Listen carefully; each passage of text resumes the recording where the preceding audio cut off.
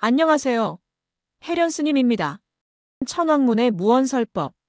한국의 전통 사찰을 향하는 길 속세의 경계를 넘어서는 일주문을 지나면 이내 장엄하면서도 위압적인 또 하나의 문과 마주하게 된다. 천왕문이다. 문 안으로 들어서는 순간 빛은 어두워지고 공기는 무거워지며 사방에서 거대한 4명의 신장이 금방이라도 살아 움직일 듯한 기세로 참배객을 압도한다. 부릅뜬 눈과 크게 벌린 입, 손에 든 무시무시한 무기, 그리고 발밑에서 고통스럽게 신음하는 마귀의 형상은 보는 이로 하여금 본능적인 두려움을 느끼게 한다. 이 첫 만남은 단순한 위협이나 경고가 아니다. 그것은 불국정토로 나아가는 이에게 던져지는 첫 번째 화두이자 형상을 통해 전해지는 깊고 장엄한 무언의 설법이다. 사대천왕은 단순한 문직이나 경비병이 아니다. 그들은 불법의 세계로 들어서는 구도자가 가장 먼저 만나게 되는 스승이다. 그들의 무서운 형상, 즉 분노상은 외부의 악귀나 마장을 막기 위함이기도 하지만 근본적으로는 우리 내면에 깊숙이 자리한 탐진치 삼독의 마군을 직시하게 하려는 자비로운 방편이다. 천왕문을 통과하는 것은 자신의 내면을 어지럽히는 온갖 번뇌와 욕망을 이 네 분의 위신력 앞에 내려놓고 비로소 청정한 마음으로 부처님의 세계에 들어설 준비를 갖추는 신성한 의식과 같다. 본고는 사찰의 문턱에서 우리를 맞이하는 이 위대한 수호신 사대천왕을 둘러싼 풍부한 이야기와 상징의 세계를 심도 있게 탐구하고자 한다. 인도 신화의 우주론에서 출발하여 불교의 호법신으로 거듭나고 석가모니 부처님의 생애 속 중요한 순간마다 증인으로 등장하며 마침내 한반도의 역사 속에서 국가를 수호하는 강력한 호국신장으로 자리매김하기까지 그들의 장대한 여정을 따라갈 것이다. 이 여정은 단순히 신화와 역사를 나열하는 것을 넘어 사대천왕 각존의 이름과 형상 속에 담긴 불교 수행의 핵심 원리를 밝히는 과정이 될 것이다.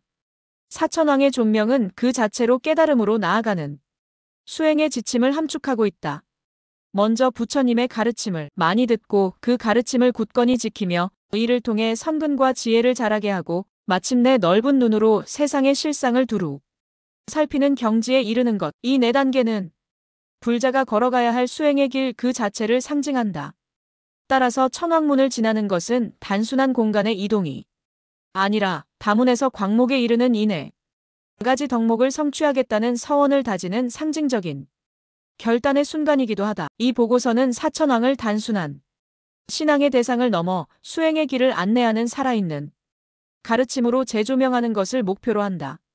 수미산의 천상계 사천왕의 서원.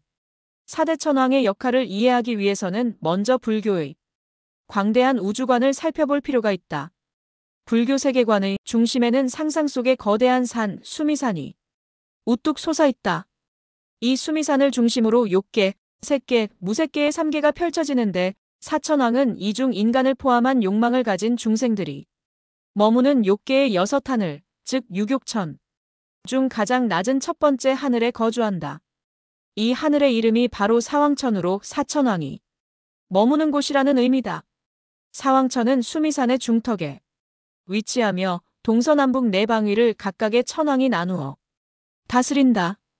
그들의 주된 임무는 바로 위 수미산 정상에 위치한 두 번째 하늘인 도리천의 천주 제석천을 섬기고 그의 명을 받들어 불법과 불법에 귀의한 중생들을 수호하는 것이다. 이처럼 사천왕은 독립적인 최고신이 아니라 제석천을 보좌하며 천상계의 질서를 유지하고 불법을 외호하는 강력한 행정관이자 수호신의 위계를 갖는다. 사천왕의 가장 중요한 임무 중 하나는 천하를 두루 살피며 인간 세상의 선악을 관찰하고 기록하는 것이다.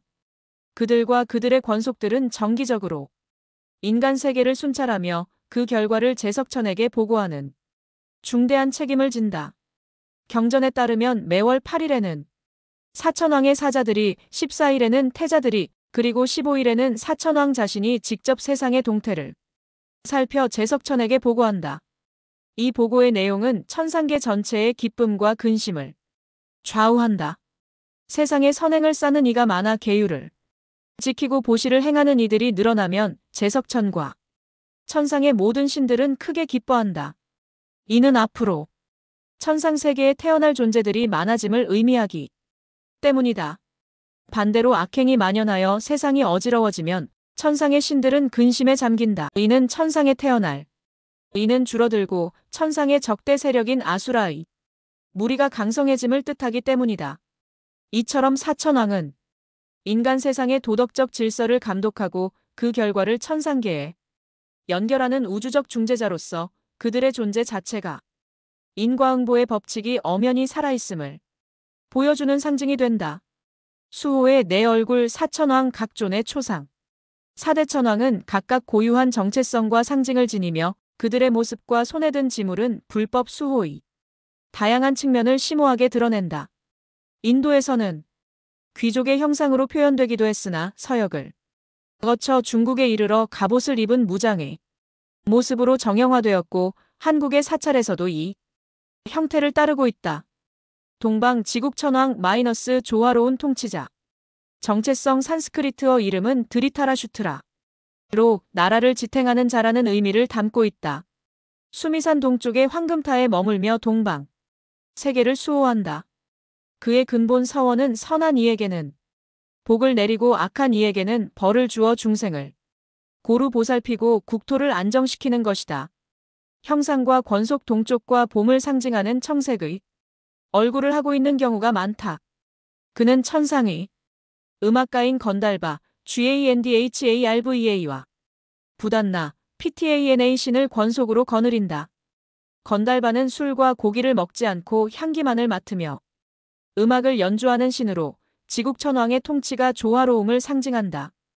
비파의 상징 한국 사찰에서 지국천왕이 들고 있는 가장 대표적인 지물은 칼이 아닌 비파라는 현악기다.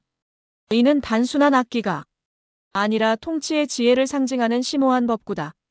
비파의 줄은 너무 팽팽하게 조여도 너무 느슨하게 풀어도 아름다운 소리를 낼 수 없다. 오직 양극단을 떠난 중도의 길을 따를 때 비로소 조화로운 음악이 울려 퍼진다. 이는 지국천왕이 무력만이 아닌 조화와 균형의 지혜, 즉 방편으로서 중생을 다스리고 불법으로 이끈다는 것을 의미한다. 그의 통치 아래 나라는 태평성대를 이루어 백성들이 편안히 음악을 즐길 수 있음을 상징하기도 한다. 남방 증장천왕 마이너스 덕을 키우는 왕. 정체성 산스크리트어 이름은 비루다카로 자라게 하는 자, 성장시키는 자를 의미한다.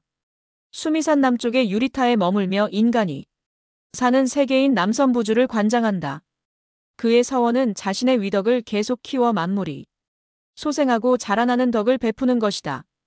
형상과 권속 남쪽과 여름을 상징하는 적색의 얼굴을 하고 있으며 노한 눈빛이 특징이다. 그는 사람의 정기를 빨아먹는다는 무서운 귀신 구반다와 아귀를 권속으로 다스린다. 검의 상징 그의 주된 지물은 길고 예리한 보검이다. 이 검은 어리석음과 번뇌를 베어버리는 지혜의 칼, 즉 금강반야검을 상징한다. 그의 이름 증장은 영토의 확장을 의미하는 것이 아니라 수행자의 마음속의 선근과 복덕, 그리고 무엇보다 지혜를 자라나게 함을 뜻한다. 그는 지혜의 검으로 중생의 무명을 베어내고 깨달음의 싹을 틔우도록 돕는 위대한 수호신이다. 서방 광목천왕 마이너스 모든 것을 보는 눈. 정체성 산스크리트어 이름은 비루팍샤로 넓은 눈, 이상한 눈을 가진 자라는 뜻이다. 수미산 서쪽의 백은타에 머물며 서방 세계를 지킨다. 그의 서원은 죄를 지은 이에게 고통을 주어 그 고통 속에서 도심을 일으키게 하는 것이다. 형상과 권속 서쪽과 가을을 상징하는 백색의 얼굴을 하고 있다. 그는 강력한 힘을 지닌 용과 비사사 등을 권속으로 부린다. 용과 여의주의 상징 그는 한 손에 용을 쥐고 다른 한 손에는 여의주를 들고 있다. 강력한 자연의 힘을 상징하는 용이 그의 손에 제압되어 있는 모습은 광목천왕이 세상에 거친 힘과 인간의 길들여지지 않은 마음을 능히 다스릴 수 있음을 보여준다. 여의주는 부처님과 그 가르침이 지닌 무한한 공덕을 상징하며 중생의 모든 선한 소원을 이루어주는 보배다. 그의 넓은 눈은 세상의 모든 현상과 중생들의 선악을 남김없이 꿰뚫어보며 그에 따라 상과 벌을 내리는 지혜의 눈을 상징한다. 북방 다문천왕 마이너스 위대한 청취자. 정체성 산스크리트어 이름은 바이스라바나이며 비사문천이라는 이름으로도 널리 알려져 있다. 그 의미는 많이 듣는 자이다. 수미산 북쪽의 수정타에 머물며 북방을 수호한다. 사천왕 중 가장 강력하고 높은 위상을 지닌 것으로 여겨지기도 한다. 형상과 권속 북쪽과 겨울을 상징하는 흑색의 얼굴을 하고 있다. 그는 강력한 귀신인 야차와 나차를 권속으로 거느린다. 모탑의 상징 그의 가장 중요한 지물은 모탑이다. 불교에서 탑은 부처님의 진신사리를 모신 곳으로 부처님 그 자체를 상징하는 가장 신성한 조형물이다. 다문천왕이라는 이름은 그가 항상 부처님께서 설법하시는 도량을 떠나지 않고 가르침을 가장 많이 들었기 때문에 붙여졌다. 그가 손에 탑을 들고 있는 것은 그가 단순한 무신을 넘어 부처님의 법, 즉 진리의 가르침 자체를 수호하는 가장 중요한 임무를 맡고 있음을 의미한다. 또한 법이야말로 가장 귀한 보물이기에 그는 재물과 복덕을 주는 신으로 신앙되기도 한다. 사천왕의 도상을 자세히 살펴보면 그 안에는 깊은 역설이 담겨 있다. 그들은 악귀를 짓밟고 분노로 가득 찬 무서운 표정을 하고 있지만 머리에는 흔히 보살의 상징인 화려한 꽃장식의 보관을 쓰고 있으며 몸을 감싼 천인은 부드러운 곡선을 그리며 우아하게 휘날린다. 이 이중적인 모습은 단순한 모순이 아니라 불교의 심오한 가르침을 담고 있는 정교한 장치다. 분노의 형상은 증오에서 비롯된 것이 아니라 중생의 고통을 끊어주고 깨달음의 장애물을 제거하려는 적극적인 자비의 발현이다. 이는 악을 응징하고 불법을 회방하는 세력을 제압하기 위한 강력한 힘의 표현이다. 반면 보살의 보관과 부드러운 천인은 그들의 본질이 악귀가 아닌 천인이며 근본적으로는 자비와 지혜를 갖춘 존재임을 드러낸다. 이러한 양면성은 방편, 업야이라는 불교의 중요한 가르침을 시각적으로 구현한 것이다. 악하고 어리석은 중생에게는 두려움을 주는 존재로 나타나 악행을 멈추게 하고 순수한 마음으로 진리를 구하는 이에게는 자비로운 수호자이자 안내자로 다가오는 것이다. 따라서 천왕문의 사천왕상은 우리에게 깨달음의 길은 때로는 번뇌를 단호히 끊어내는 결단력과 때로는 모든 것을 끌어안는 부드러운 자비심이 함께 필요함을 가르쳐주는 위대한 스승이라 할 수 있다. 속성 동방 지국천왕, 남방 증장천왕, 서방 광목천왕, 북방 다문천왕, 산스크리트 어드리타라슈트라, 비루다카 비루팍샤 바이스라바나, 주요 지물 비파검, 용과 여의주 보탑, 상징적 의미 조화를 통한 통치, 지혜로 무명을 베어냄 넓은 시야와 제압, 법을 듣고 수호함 오방색, 청색, 적색, 백색, 흑색, 권속, 건달바, 구반다, 용, 야차와 나찰. 주 지물은 시대와 지역에 따라 차이가 있을 수 있다. 예를 들어 초기 도상에서는 지국천왕이 칼을, 다문천왕이 비파를 들기도 한다. 위표는 한국 사찰에서 일반적으로 나타나는 조선시대의 표준화된 도상을 기준으로 정리한 것이다. 불타의 생애 속 일화. 깨달음의 증인 사천왕 사대천왕은 단순한 우주론적 존재에 머무르지 않고 석가모니 부처님의 생애에 있어 결정적인 순간마다 나타나 자신들의 역할을 수행하는 적극적인 행위자로 묘사된다. 이 일화들은 사천왕이 불법의 수호자로서 지닌 신성한 서약의 기원을 보여준다. 보이지 않는 수호자 보살의 탄생을 지키다. 사천왕과 부처님의 인연은 부처님께서 이 땅에 오시기 전부터 시작되었다. 장하함경에 따르면 훗날 부처님이 될 보살께서 마야 MY 부인의 태안에 머무실 때 사천왕은 이미 그를 수호하고 있었다. 4명의 천자, 즉 사천왕은 각기 창을 들고 사방을 지키며 인간이든 인간이 아닌 존재든 그 누구도 보살을 해치지 못하도록 철통같이 호위했다. 이는 제석천의 명을 받은 것으로 모든 부처님께서 세상에 오실 때마다 나타나는 상법, 즉 변치 않는 법칙이라고 경전은 설한다. 이처럼 사천왕은 부처님이 될 위대한 존재를 그 생의 가장 첫 순간부터 알아보고 보호하는 임무를 부여받은 선택된 수호신이었다. 첫 공양 4개의 바루를 올리다. 사천왕의 헌신이 가장 극적으로 드러나는 일화는 부처님께서 깨달음을 얻으신 직후의 이야기다. 성도 후 7번째 주 부처님께서 라자야타나 나무 아래에서 해탈의 기쁨을 누리고 계실 때 따뿌사티와 발리라는 두 상인이 그곳을 지나게 되었다.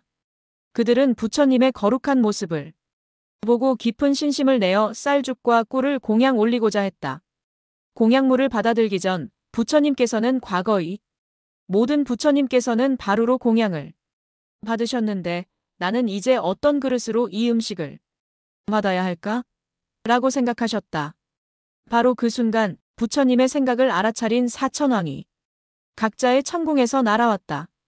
다음 그들은 금, 은, 유리 등 값비싼 재료로 만든 바루를 바쳤지만 부처님께서는 출가 수행자의 법도에 맞지 않다며 이를 받지 않으셨다. 그러자 북방 다문천왕이 다른 천왕들에게 말했다. 오래전 청신천이 우리에게 4개의 돌 바루를 주며 미래에 석가모니 부처님께서 세상에 오시면 이 바루를 공양하라고 했던 것을 기억하시오. 이 말을 들은 사천왕은 각자 궁전으로 돌아가 그 돌 바루를 가져와 부처님께 올렸다. 부처님께서는 4천왕이 모두 깨끗한 신심으로 바루를 바치는데 어느 하나만 받고 나머지를 거절하면 다른 천왕들이 서운해할 것이다. 그러니 4개를 모두 받아야겠다고 생각하셨다. 그리고 부처님께서는 4개의 돌 바루를 마다 한 대 포개어 신통력으로 눌러 하나의 바루로 만드셨다. 기적적으로 합쳐진 바루에는 4개의 바루가 겹쳐진 테두리가 선명하게 남아있었다고 한다. 이 사천왕봉발의 일화는 오늘날 한국선 사찰의 수행자들이 매일 사용하는 4개의 나무 그릇으로 이루어진 바루의 직접적인 기원이 되었다. 밥, 국, 물, 반찬을 담는 4개의 그릇은 사천왕이 올린 4개의 바루를 그대로 상징하며 식사라는 일상적인 행위를 부처님과 사천왕의 신성한 인연을 되새기는 수행의 과정으로 승화시킨다. 영원한 전투마군에 맞서는 수호자. 부처님의 성도 과정에서 가장 극적인 장면은 마왕 파순의 방해를 물리치는 항마성도의 순간이다. 보리수 아래 깊은 선정에 든 시타르타 태자가 깨달음을 얻으려 하자 욕망 세계의 지배자인 마왕 파수는 자신의 세계가 위협받을 것을 두려워했다. 그는 아름다운 세 딸을 보내 유혹하고 온갖 흉측한 모습의 마군을 동원해 위협하며 깨달음을 방해했다. 여기서 중요한 점은 이 결정적인 전투에서 사천왕이 직접 나서서 부처님과 함께 싸우지는 않았다는 것이다. 부처님께서는 홀로 마왕의 모든 유혹과 위협을 물리치셨다. 마왕이 그대의 공덕을 누가 증명하겠는가? 라고 조롱하자 부처님께서는 조용히 오른손을 내려 땅을 가리키셨다. 이것이 바로 항마촉지인이다. 그러자 대지의 신이 나타나 제가 증명하겠습니다. 라고 외치며 부처님께서 수없는 세월 동안 쌓아오신 공덕을 증언했고 이에 마왕과 그의 군대는 패하여 물러갔다. 부처님의 승리는 외부의 적을 물리친 것이 아니라 자기 내면의 탐욕, 분노, 어리석음, 집착 등 모든 번뇌를 완전히 항복시킨 내적인 승리였다. 그렇다면 사천왕의 역할은 무엇인가? 그들은 부처님께서 이룬 위대한 승리를 영원히 집행하고 수호하는 존재들이다. 부처님께서 마왕을 굴복시키셨지만 마왕의 군대, 즉 번뇌와 유혹은 여전히 세상과 중생들의 마음속에 존재한다. 사천왕은 바로 이 패배한 마군이 불법의 신성한 영역, 즉 사찰과 수행자의 마음속으로 다시 침입하지 못하도록 사찰의 문턱을 지키는 영원한 파수꾼이다. 천왕문에 묘사된 악귀를 짓밟고 있는 그들의 역동적인 전투 장면은 부처님의 위대한 항마성도를 매 순간 재현하며 그 승리의 힘이 지금 여기에도 살아있음을 선포하는 것이다. 그들은 부처님께서 열어놓으신 해탈의 공간을 모든 후대 수행자들을 위해 지키는 깨달음의 세계를 지키는 영원한 수호신인 것이다. 한국의 사천왕 천상의 수호신에서 호국신장으로 인도에서 유래한 사천왕 신앙은 한반도에 전래되면서 매우 독특하고 강력한 성격을 부여받게 된다. 그것은 바로 불법 수호를 넘어 국가와 민족을 외적으로부터 지키는 호국의 역할이다. 이로써 사천왕은 천상의 수호신에서 이 땅의 역사를 지키는 호국신장으로 거듭나게 된다. 사천왕 신앙은 7세기경 신라에 수용되어 국가적인 숭배의 대상이 되었다. 그 대표적인 증거가 삼국통일의 위협을 달성한 문무왕이 경주 낭산 부근에 창건한 사천왕사이다. 삼국유사에 따르면 당나라 군대를 물리치기 위해 밀교의 고승 명랑법사가 이곳에서 문두루비법이라는 호국 의식을 거행했다고 전해진다. 이처럼 사천왕사는 단순한 사찰이 아니라 사천왕의 위신력에 의지해 국난을 극복하려는 국가적 염원이 담긴 호국 불교의 중심지였다. 이는 사천왕 신앙이 한반도에 뿌리내리는 초기부터 국가의 안위와 깊이 결부되어 있었음을 명확히 보여준다. 사천왕이 호국신장으로서의 성격을 가장 강렬하게 드러내게 된 것은 조선시대, 특히 16세기와 17세기에 겪었던 임진왜란과 병자호란이라는 미증류의 국난을 거치면서였다. 외세의 침략으로 국토가 유린당하는 참혹한 현실 속에서 사천왕은 불법의 수호자를 넘어 민족의 자주와 국가의 안녕을 지키는 강력한 상징으로 부상했다. 이러한 시대적 요구는 사천왕상의 조형 양식에도 큰 변화를 가져왔다. 이 시기에 조성된 사천왕상은 이전 시대와 비교할 수 없을 정도로 거대해지고 36m, 역동적이며 강렬한 무인의 기백을 뿜어낸다. 특히 임진왜란 당시 승군을 이끌었던 벼감각성 스님과 같은 호국 승려들의 주도로 조성된 사천왕상은 국가 수호의 강력한 의지를 담고 있다. 구독, 좋아요로 힘을 실어주세요. 건강하시고 행복하세요.